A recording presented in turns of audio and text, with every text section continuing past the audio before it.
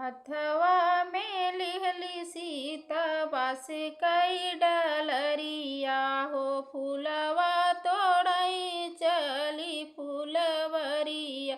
अरे हथवा में लिहली सीता बास कई डलरिया हो, फूलवा तोड़न चली बाबा का फूलवरिया।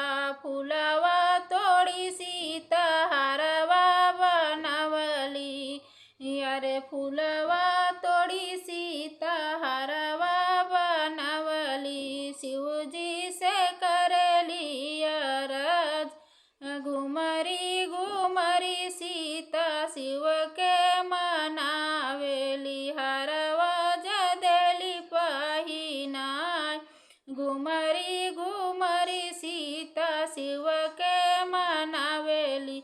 हरवा जदियली पहिनाय, हरवा पहिन शिवजी मन मूस कैले हो। हरवा पहिन शिवजी मन मूस कैले, सीता जी के दिहले आशीष। जवन मगन तुही मंगबू ये सीता, उहई मगन हम देव। जवन मगन तुही मंगबू है सीता, उहई मगन तो है देव।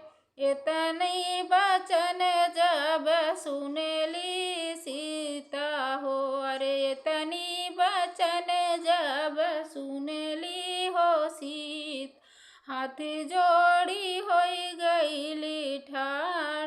पहिला मगन सीता नैहर के मंगली, पिता मांगे राजा जनक।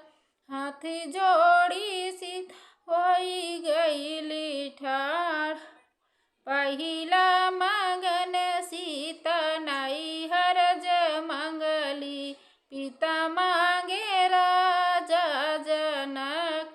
दूसरा मगन सीता शिवजी से मंगली, मांगेली सुनन महतारी। तीसरा मगन सीता ससुरा के मंगली, अरे तीसरा मगन सीता ससुरा के मंगली। मंगली अयोध्या ससुराल, अरे मंगली अयोध्या ससुराल।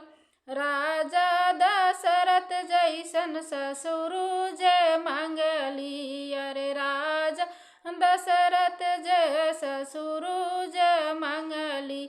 मांगली कौशल्या जैसन सास, भरत लखन जैसे देवर मंगली। भरत लखन जैसे देवर ज मंगली।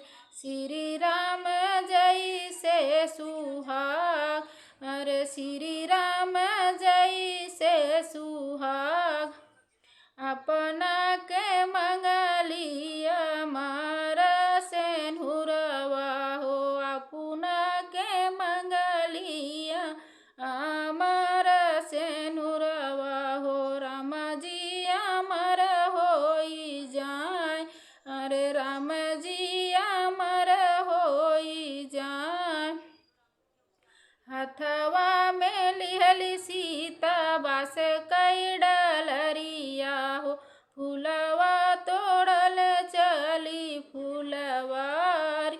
अरे हथवा में लिहली हो सीता फूल बास कई डलरिया हो, फूलवा तोड़ई चली फूल